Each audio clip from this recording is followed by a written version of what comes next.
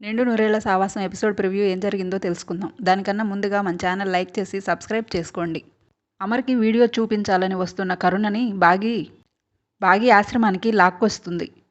బాగి మనోహరి ఆశ్రమానికి ఇద్దరు వచ్చేసరికి అప్పటికే మనోహరి అంజుని ఆరుని తీసుకొస్తుంది. ఇక అలా ఆశ్రమానికి వచ్చిన బాగి కరుణ ఇద్దరూ కూడా మనోహరి ఆరు పాపని కారులో ఎక్కించుకొని స్కూల్కి తీసుకువెళ్ళడం చూసి షాక్ అవుతూ ఉంటుంది. అదీ కాక రాజుగారు దగ్గరుండి మరి కారు ఎక్కిస్తారు. ఆరు పాప స్కూల్లో నాకు అంజు అక్క పరిచయం అయింది అని చెప్పిన మాటలు బాగి గుర్తుకు చేసుకుంటూ ఉంటుంది. తను చాలా మంచిది, నేను వాళ్ళ ఇంటికి కూడా వెళ్ళాను అని చెప్పినవి గుర్తుకు చేసుకుంటూ ఉంటుంది. వాళ్ళ ఇల్లు చాలా పెద్దగా ఉంటుందమ్మా, బయట గార్డెన్లో లాను అన్నీ బాగుంటాయమ్మా అని ఆరు పాప చెప్పినవి గుర్తుకు చేసుకుంటూ ఉంటుంది బాగి. ఇక అప్పుడు ఆరు పాప వెళ్ళింది అమర్ వాళ్ళ ఇంటికి అని ఓకే చేసుకుంటుంది బాగి. ఇక పక్కనే ఉన్న కరుణ ఇదేంటే మనోహరి ఆశ్రమానికి వచ్చింది అని బాగిని అడుగుతూ ఉంటుంది. బాగి అదే నాకు కూడా ఏం అర్థం కావట్లేదు అని షాక్లో ఉండిపోతుంది. అవును, నీ కూతురు ఎక్కడా అని కరుణ అడుగుతూ ఉంటుంది. ఇప్పుడు మనోహరి కారులో ఎక్కించుకొని తీసుకువెళ్ళింది కదా, తనే నా కూతురు అని చెప్తూ ఉంటుంది బాగి. అసలు బుజ్జమ్మని మనోహరి ఎందుకు తీసుకువెళ్తుందో అర్థం కావట్లేదు అని అంటూ ఉంటుంది బాగి. మనోహరికి ఒకవేళ నిజం తెలిసిపోయి ఉంటుందా అని ఆలోచన చేస్తూ ఉంటుంది బాగి. ఇక బాగి అలా కంగారు పడుతుంటే కరుణ మనోహరి నీ కూతురుని తీసుకెళ్లడం ఏంటి, అసలు ఏం జరుగుతుంది అని అడుగుతూ ఉంటుంది. అంజుకి నీ కూతురు అసలు ఎలా పరిచయం అయ్యింది? అంజుకి ఆరు పాపే తన సొంత చెల్లెలు అన్న విషయం తెలిసిందా? నాకు అసలు ఏం అర్థం కావట్లేదు అని కరుణ బాగిని అలా అడుగుతూ ఉంటుంది. అప్పుడు బాగి నేనే కన్ఫ్యూజన్లో ఉన్నానే, ప్లీజ్ నన్ను ఇప్పుడేం అడక్కు అంటుంది. ఇక బాగి పరుగు పరుగున లోపలికి వచ్చి బాబాయ్ గారు అని రాజుగారిని పిలుస్తూ ఉంటుంది. అలా పిలవగానే రాజుగారు కంగారు పడుతూ ఉంటారు. బాగి మేడంకి నిజం తెలిసిపోయిందా? మనోహరి వచ్చి పిల్లల్ని కారులో తీసుకువెళ్ళిన విషయం తను చూసిందా అని కంగారు పడుతూ ఉంటారు. మేడం మీరెప్పుడొచ్చారు అని రాజుగారు అడుగుతూ ఉంటే ఎప్పుడైతే మనోహరి అంజుని బుజ్జమ్మని కారులో ఎక్కించుకొని తీసుకువెళ్తుందో అప్పుడే వచ్చాను అని బాగి చెప్తూ ఉంటుంది. బుజ్జమ్మకు పరిచయమైన అంజు అక్క అనేది నాకు అంజు పాప అని మీరు నాకు నిజం ఎందుకు చెప్పలేదు, ఎందుకు దాచారు బాబాయ్ గారు అని అడుగుతూ ఉంటుంది. ఎందుకు ఈ నిజాన్ని నా దగ్గర దాచిపెట్టారు చెప్పండి బాబాయ్ గారు అని అడుగుతూ ఉంటుంది. మేడం నన్ను క్షమించండి, మీరు ఈ నిజం తెలిస్తే ఇక్కడి నుంచి కూడా వెళ్ళిపోతాను అని అంటారేమోనని భయపడ్డాను అని చెప్తూ ఉంటారు రాజుగారు. అందుకనే ఇప్పటి వరకు నేను ఈ విషయం చెప్పలేదు అని చెప్తూ ఉంటారు రాజుగారు. అప్పుడు బాగి ఇలా అడుగుతూ ఉంటుంది, మనోహరి అసలు ఇక్కడికి ఎందుకు వచ్చింది, ఎందుకు నా కూతుర్ని తనతో పాటు తీసుకువెళ్ళాలి అనుకుంటుంది? మనోహరికి బుజ్జమ్మ నా కూతురే అని తెలిసిపోయి ఉంటుందా? లేదు మేడం, అలా తెలిసే అవకాశమే లేదు అని రాజుగారు చెప్తూ ఉంటారు. ఆ మనోహరి అంజు పాప తీసుకువస్తేనే ఇక్కడికి వచ్చింది. మన ఆరు పాపను కూడా తనతో కలిపి తీసుకొని వెళ్ళాలి అని అంజు పాప అనుకుందంట. అందుకనే ఇక్కడికి వచ్చారు అని చెప్తూ ఉంటాడు రాజుగారు. అందుకనే వాళ్ళు వాళ్ళ కారులో తీసుకువెళ్ళారు మేడం. పిల్లలకు కూడా మన ఆరు పాప గురించి వివరాలు ఏమీ తెలియకపోయినా కూడా వాళ్ళు చాలా బాగా చూసుకుంటున్నారు మన బుజ్జమ్మని అని చెప్తూ ఉంటారు. దాంతో బాగి బాబాయ్ గారు నాకెందుకో కంగారుగా ఉంది అని చెప్తూ ఉంటుంది. నాకెందుకో బాబాయ్ గారు నిజం తెలిస్తే మనోహరి గత జన్మలో అక్కను నాకు దూరం చేసినట్టే ఇప్పుడు పాపను కూడా దూరం చేస్తుందేమోనని నాకు భయంగా ఉంది అని అంటూ ఉంటుంది. ఇక అసలు ఇక్కడ ఏం జరుగుతుంది, నాకు ఇక్కడ ఏదో ఒక మూకీ సినిమా చూస్తున్నట్టు ఉంది, నాకేం అర్థం కావట్లేదు అని ఇంతలో కరుణ మాట్లాడుతూ ఉంటుంది. ఇక బాగి కరుణను తీసుకొని వెళ్ళి కూర్చోబెట్టి రా కరుణ కూర్చో, నీకు అన్ని విషయాలు వివరంగా నేను చెప్తాను అని చెప్తూ ఉంటుంది బాగి. బాగి గతంలో జరిగిన విషయాలన్నీ కూడా కరుణను కూర్చోబెట్టి చెప్తూ ఉంటుంది. బుజ్జమ్మ జాతకంలో ఉన్న గండాల వల్ల పంతులు గారు అమ్మకు ప్రమాదం అని చెప్పారు. అందుకే నేను ఇల్లు వదిలేసి రావాల్సి వచ్చింది. పంతులు గారు చెప్పినట్టుగా నా అజ్ఞాతవాసం ముగియటానికి ఇంకా 2 ఏళ్ళు పడుతుంది అని చెప్తూ ఉంటుంది. ఈ 2 ఏళ్ళ వరకు నేను ఆయనకి ఎదురుపడలేను. పిల్లలకు కానీ ఆయనకు కానీ నేను ఇక్కడ ఉన్నాను అన్న నిజం తెలిస్తే వాళ్ళు ఎలాగైనా సరే నన్ను ఇక్కడి నుంచి తీసుకొని వెళ్ళిపోతారు. నా వల్ల పిల్లలకి ప్రమాదం జరగడం నాకు ఇష్టం లేదే అని కరుణతో మాట్లాడుతూ ఉంటుంది. ఇక ఆ మాట వినగానే కరుణ నీకేమన్నా పిచ్చి పట్టిందానే అంటుంది. కరుణ గాడెవడో పంతులు చెప్పిండని బంగారం లాంటి జీవితాన్ని నాశనం చేసుకుంటావా? పసిపాపని కూడా చూడకుండా పాపను తీసుకొని ఇల్లు వదిలి వచ్చేస్తావా? కరుణ బాగిని అలా తిడుతూ ఉంటుందన్నమాట. నీ స్థానంలో నేనున్నట్టయితే ఎటువంటి పరిస్థితుల్లోనూ ఇలాంటి పిచ్చి పని అయితే చేసుండేదాన్ని కాదు అంటుంది. అసలు ఆ పంతులు గారు చెప్పింది నిజమని గ్యారంటీ ఏంటే? ఇది కూడా ఆ మనోహరి కుట్ర అయ్యి ఉండొచ్చు కదా. గతంలో కూడా ఆ మనోహరి ఎన్నో కుట్రలు చేసింది, నీకు తెలియంది కాదు కదా.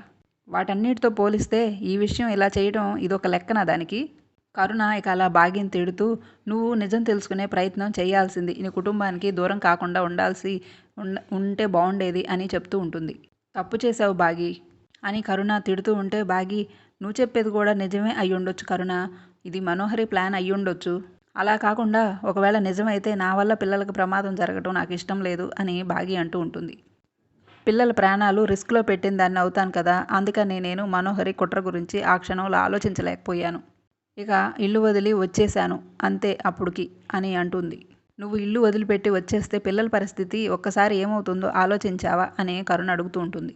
అసలే తల్లి లేని పిల్లలు ఆ ఇంట్లో నువ్వు కేర్ టేకర్గా అడుగుపెట్టిన తర్వాతే పిల్లలు అంతో ఇంతో కొంచెం సంతోషంగా ఉన్నారు. నువ్వు ఎప్పుడైతే అమరేంద్ర సార్ను పెళ్లి చేసుకొని పిల్లలకి తల్లి స్థానంలోకి వచ్చేసావో అప్పుడు పిల్లలు మళ్ళీ తనకు తల్లి తిరిగి వచ్చిందని చాలా అంటే చాలా సంతోషపడ్డారు. కానీ నువ్వు మాత్రం వాళ్ళని మధ్యలోనే వదిలేసి వచ్చేసావు. నీ స్వార్థం నువ్వు చూసుకున్నావే అని కరుణ అలా అనడంతో బాగి నాది స్వార్థం కాదే ప్రేమ అని చెప్తూ ఉంటుంది. నువ్వెన్నైనా చెప్పే, నువ్వు చేసింది మాత్రం తప్పే అంటుంది కరుణ. ఆ మనోహరి పిల్లల్ని సార్ని ఎంత టార్చర్ చేస్తుందో, సార్ని ఎలాగైనా పెళ్లి చేసుకోవాలన్న ఆలోచనలతో ఎన్ని కుట్రలు చేస్తుందో ఏమో అంటుంది. అప్పుడు రాజుగారు అక్కడికి వచ్చి అవును మేడం, మనోహరి మామూలుది కాదు అని అంటూ ఉంటాడు. పిల్లల్ని చాలా ఇబ్బంది పెడుతుందని నేను కూడా విన్నాను మేడం అని చెప్తూ ఉంటాడు. ఆ మనోహరి మాటలు విని సార్ కూడా పిల్లల్ని తిడుతున్నారట అని చెప్తూ ఉంటాడు. ఇక ఆ మాటలు విన్న బాగి ఏడుస్తూ ఉంటుంది. ఎలాగైనా సరే నేను మళ్ళీ ఆ ఇంట్లోకి అడుగు పెట్టాలి అని బాగి అనుకుంటూ ఉంటుంది. కానీ ఆ ఇంట్లోకి వెళ్ళింది నేననే విషయం మాత్రం ఆయనకి తెలియకూడదు. అప్పుడు కరుణ నీకేమన్నా పిచ్చానే, నువ్వు ఆ ఇంట్లోకి వెళ్తే పిల్లలతో పాటు సార్ కూడా నిన్ను గుర్తుపడతారు కదా అని కరుణ అడుగుతూ ఉంటుంది. అందుకు నా దగ్గర ఒక ప్లాన్ ఉంది అని బాగి కరుణకి చెప్తూ ఉంటుంది. అలా తన ప్లాను ఎక్స్ప్లెయిన్ చేస్తూ ఉంటుంది కరుణకి బాగి. ఏంటోనే అని కరుణ నీ ఇంటికి నువ్వే దొంగలాగా వెళ్ళాల్సి వస్తుంది అని బాధపడుతూ ఉంటుంది. సరే ఇక ఇదంతా నీ ఇష్టం, ఎన్ని రోజులు ఇలా ఉండాలి అనుకుంటున్నావో అని కరుణ అంటూ ఉంటుంది. నీకు మాటిస్తున్నాను కాబట్టి నేను కూడా అమర్ సార్కి నువ్వు కనపడ్డ విషయం చెప్పను. ఇక బాగి రాత్రంతా కూడా అమర్ గురించి పిల్లల గురించి చాలా సీరియస్గా ఆలోచిస్తూ ఉంటుంది. ఎలాగైనా మళ్ళీ కేర్ టేకర్గా ఆ ఇంట్లో అడుగు పెట్టాలి అని ఆలోచన చేస్తూ ఉంటుంది బాగి. అసలు ఆ ఇంట్లో ఏం జరుగుతుందో అన్ని విషయాలు తెలుసుకోవాలి నేను అని అనుకుంటూ ఉంటుంది. బాగి ఇక ఆలోచించి రేత్రంతా కూర్చొని బాగా ఆలోచించి ఒక ప్లాన్ అయితే రెడీ చేసుకుంటుంది. తర్వాత రోజు సాయంత్రం అమరు ఇంటికి వచ్చే టైంకి బాగి ఇంటి దగ్గర గేటు దగ్గర నిలబడి ఉంటుంది. బాగి గుర్కా వేసుకొని వస్తుంది అమరు పిల్లలు గుర్తుపట్టకుండా. అమరు ఇంట్లోకి వెళ్ళబోయినట్టే వెళ్ళి మళ్ళీ ఎవరు ఈ మనిషి ఇక్కడ నుంచి ఉందన్న అనుమానంతో వెనక్కి వస్తాడు. ఇక అమర్ తన దగ్గరికి వచ్చే కొంది బాగి అయితే విపరీతమైన టెన్షన్ పడిపోతూ ఉంటుంది. అలా వచ్చిన అమరు హలో ఎక్స్క్యూజ్ మీ, మిమ్మల్నే వెనక్కి తిరగండి అని బాగిని అనటంతో ఇక ఒక్కసారిగా తను ఉక్కిరి బిక్కిరి అయిపోతూ ఏం చేయాలో అర్థం కాని టెన్షన్లో ఉండిపోతుంది. బాగి వెనక్కి తిరిగి భయంగా చూస్తూ ఉంటుంది అమర్ వైపు. అలా తిరిగిన బాగిని అమరు ఇలా అంటూ ఉంటాడు. తన కళ్ళను చూసి మిమ్మల్ని ఎక్కడో చూసినట్టుంది అని అని అమరు చెప్తూ ఉంటాడు. అప్పుడు బాగి నన్ను మీరు చూసే ఛాన్సే లేదండి, నేను ఈ ఊరికి కొత్తగా వచ్చాను అని బాగి చెప్తుంది. అసలు మీరు ఇక్కడ ఎందుకు నిలబడ్డారు, మీకు ఎవరు కావాలి అని అమర్ అడుగుతూ ఉంటాడు. అప్పుడు బాగి మీకోసమే వచ్చాను సార్ అని చెప్తూ ఉంటుంది. కేర్ టేకర్గా ఏదైనా జాబ్ దొరుకుతుందేమోనని వచ్చాను సార్ అని అంటూ ఉంటుంది. నాకు ఒక పాప ఉంది సార్, ఆ పాప కోసం నేను చాలా కష్టపడుతున్నాను అని చెప్తుంటుంది.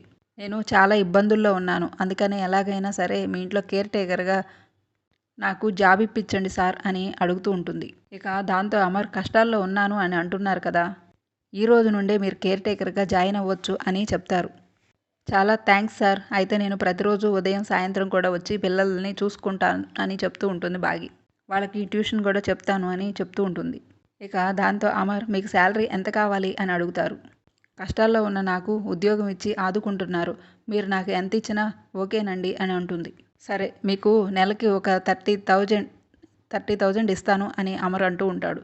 ఇక మీరు ఇప్పుడే వచ్చి జాబ్లో జాయిన్ అవ్వచ్చు అని అనగానే బాగి చాలా సంతోషపడిపోతూ ఉంటుంది. ఇక అలా బాగి ఇంట్లోకి అడుగుపెట్టి ఇల్లంతా కూడా తిరిగి చూస్తూ ఉంటుంది. ఇక అప్పుడే మనోహరి కిందకి వచ్చి ఎవరు నువ్వు అని అడుగుతూ ఉంటుంది. అలా ఎవరిని అడగకుండా నీ పాటికి నువ్వు ఇంట్లోకి వచ్చేసావేంటి అని అనగానే మేడం నేను కేర్ టేకర్గా వచ్చాను, మరి మీరు అని అంటుంది. నేను అమరేంద్ర వైఫ్ని అని మనోహరి చెప్తుంది. ఇక ఆ మాట విన్న బాగీకైతే ఒళ్ళు మండిపోతూ ఉంటుంది. అసలైనా ఈ ఇంట్లో కేర్ టేకర్గా నీకేం పని అని మనోహరి అడుగుతూ ఉంటుంది. ఇక అప్పుడే పిల్లలు పైనుంచి కిందకి దిగుతూ ఉంటారు.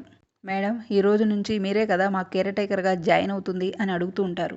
అలాగే మీరు మాకు ట్యూషన్ కూడా చెప్తానన్నారంట కదా, మరి మీ పేరేంటి అని పిల్లలు అడుగుతూ ఉంటారు. ఇక పిల్లలకి తన పేరు ఆయేషా అని చెప్తుంది. ఇక పిల్లలందరూ కూడా బాగీకి ఇంట్రడ్యూస్ చేసుకుంటూ ఉంటారు. రండి మేడం మా ఇల్లు చూపిస్తామని బాగిని తీసుకొని వెళ్ళి పిల్లలు ఇల్లంతా చూపిస్తూ ఉంటారు. ఇక పిల్లలు ఇల్లు చూపిస్తూ తనపై చాలా ప్రేమ చూపిస్తూ ఉంటారు. అది చూసిన మనోహరి మాత్రం రగిలిపోతూ ఉంటుంది. దీన్ని ఎక్కడో చూసినట్టుంది, ఎవరై ఉంటారో అని అంతే ఆలోచిస్తూ ఉంటుంది. మనోహరి అలా ఆలోచిస్తూ ఉంటే చంబా వస్తుంది. చంబాతో ఇలా అంటూ ఉంటుంది, దీన్ని ఎక్కడో చూసినట్టుంది చంబా, ఇది కొంపదీసి బాగి కాదు కదా అని అంటూ ఉంటుంది. దీని నడక, దీని మాట తీరు చూస్తుంటే అంత భాగ్యం చూస్తున్నట్టే ఉంది. చెప్పలేము మనోహరి, బాగి ఇల్లు వదిలి వెళ్ళిపోయినా ఎప్పటికీ తిరిగి రాదని నువ్వనుకుంటున్నావు. ఆ బాగి ఇంట్లో త్వరగానే అడుగుపెట్టే రోజు ఒకటి వస్తుందని నేను అనుకుంటున్నాను అని చంబా చెప్తుంది. ఈ ఇంటి నుంచి శాశ్వతంగా దూరం అయ్యేది తను కాదు, మనము అని చెప్తుంది. ఇక ఆ తర్వాత బాగి పిల్లలకి మీరు చదువుకుంటూ ఉండండి, నేను స్నాక్స్ తీసుకొస్తాను అని వంటగదిలోకి వెళ్తుంది బాగి. ఇక బాగి అలా కిచెన్లో స్నాక్స్ చేస్తూ ఉంటే మనోహరి తన మీద మండిపడుతూ ఉంటుంది. ఏయ్, కిచెన్లోకి ఎవరు నిన్ను రమ్మన్నారు? నీ పని కేర్ టేకర్, పిల్లల్ని చూసుకోవటం మాత్రమే. నువ్వు ఇలా ఇల్లంతా తిరగడం కాదు, ఏదో ఇంటి ఇల్లాల్లాగా ఇల్లంతా తిరిగేస్తున్నావని మండిపడుతూ ఉంటుంది మనోహరి. ఇక అప్పుడే అక్కడికి వచ్చిన మనోహరి మీద అమరు అప్పుడే అక్కడికి వచ్చి మండిపడుతూ ఉంటాడు. తనేదో పిల్లలకి ప్రేమగా స్నాక్స్ చేసి పెట్టడానికి వచ్చిందే అనుకో, నువ్వెందుకు మధ్యలో అడ్డుపడుతున్నావని తన మీద మండిపడుతూ ఉంటాడు అమర్. అప్పుడు మనోహరి, అమర్, పిల్లల్ని చూసుకోవడానికి మనకి కేర్ టేకర్ అవసరమా అని అడుగుతూ ఉంటుంది. నేనున్నాను కదా, కన్న తల్లిలాగా వాళ్ళని చూసుకుంటున్నాను కదా అని అంటూ ఉంటుంది. స్నాక్స్ కావాలన్నా నేను చేసి పెడతాను, తనను పంపించే అమర్ అని అంటూ ఉంటుంది. లేదు మనోహరి, నేను ఆల్రెడీ నిర్ణయం తీసేసుకున్నాను, తనని పంపించటం అనేది జరగదు. ఈ రోజు నుంచి కేర్ టేకర్గా ఉంటుంది, పిల్లల్ని తానే చూసుకుంటుంది, నువ్వు ఇక పిల్లల విషయంలో ఇన్వాల్వ్ అవ్వద్దు అని మనోహరికి చెప్తూ ఉంటారు. ఇక అమర్ అలా చెప్పగానే బాగి ఆనందపడిపోతూ ఉంటుంది. ఇక బాగి స్నాక్స్ చేసి పిల్లలకు పెట్టడంతో పిల్లలు చాలా ఆనందంగా తింటూ ఉంటారు. ఇవి అచ్చం మా మిస్సమ్మ చేసిన స్నాక్స్ లాగే ఉన్నాయని అని అనుకుంటూ ఉంటారు. బాగి తన చేతులతో కాఫీ అమర్కు కూడా చేసి ఇస్తుంది. ఇక చాలా రోజుల తర్వాత బాగి చేత కాఫీ తాగి అమర్ కూడా చాలా హ్యాపీగా ఫీల్ అవుతూ ఉంటాడు. ఇక గుర్కాలో ఉన్నది బాగియేనని డౌట్ పడటం అమరు మొదలు పెడతాడు. పిల్లలకి ట్యూషన్ చెప్పడం పూర్తయిన తర్వాత మీరు ఇంటికి వెళ్ళాలి కదా, నేను డ్రాప్ చేస్తాను అని అంటాడు అమర్. అప్పుడు బాగి మాత్రం టెన్షన్ పడుతూ, పర్లేదు సార్, నేను వెళ్ళిపోతాను అని చెప్తూ ఉంటుంది. పర్లేదు, నాతో రండి, నేను డ్రాప్ చేస్తాను అని అమర్ అంటూ ఉంటాడు. ఇక అలా బాగిని తీసుకొని కారులో ఎక్కమని చెప్తూ ఉంటాడు. కొంత దూరం వెళ్ళిన తర్వాత, మీకు ఒక పాప ఉందని చెప్పారు కదా, ఆ పాప వయసు ఎంత అని అమర్ అడుగుతూ ఉంటాడు. అప్పుడు బాగి 5 years అని చెప్తూ ఉంటుంది. ఇక బాగి కళ్ళల్లోకి చూసిన అమరు బాగి కళ్ళు గుర్తుపట్టేసి, ఒక్కసారి మీ గుర్కా తీస్తారా అని కారు సడన్గా బ్రేక్ వేస్తాడు. అప్పుడు బాగి, లేదండి, మేము గుర్కా తీయకూడదు అని చెప్తూ ఉంటుంది. ఇది మా ఆచారం అండి అని చెప్తూ ఉంటుంది బాగి. ఇక దాంతో అమర్, బాగి, నేనేం తప్పు చేశాను, ఎందుకు నన్ను వదిలి వెళ్ళిపోయావని కన్నీళ్లు పెట్టుకుంటూ ఉంటాడు అమర్. ఇక అలా కన్నీళ్లు పెట్టుకొని బాగిని నిలదీస్తూ ఉంటే ఇక అమర్ తనని గుర్తుపట్టేశాడన్న విషయం తెలుసుకొని బాగి ఇక తను షాక్ అవుతూ ఒక్కసారిగా కారు దిగి వెళ్ళిపోవాలని ప్రయత్నిస్తూ ఉంటుంది. అమర్ బాగి వెనకమాలే పరిగెత్తి బాగి చేయి పట్టుకుంటాడు. తన మొహానికి ఉన్న గూర్ఖాని బలవంతంగా తొలగించి చూడటంతో బాగిని చూసి ఒక్కసారిగా అమర్ షాక్ అవుతూ, నాకు తెలుసు బాగి, నీ స్పర్శను, నీ మాటను నేను గుర్తించగలను, ప్లీజ్ ఇప్పటికైనా నిజం చెప్పు, ఎందుకు నన్ను వదిలిపెట్టి వెళ్ళిపోయావు? ఇక అలా అడుగుతూ బాగిని సమాధానం చెప్పమని నిలదీస్తూ ఉంటాడు. ఇక రేపటి ఎపిసోడ్ రివ్యూలో ఏం జరగబోతుందో మన ఛానల్ని వాచ్ చేయండి. ఈ ఎపిసోడ్ కనుక మీకు నచ్చినట్టయితే లైక్ చేసి మన ఛానల్ సబ్స్క్రైబ్ చేసుకోండి.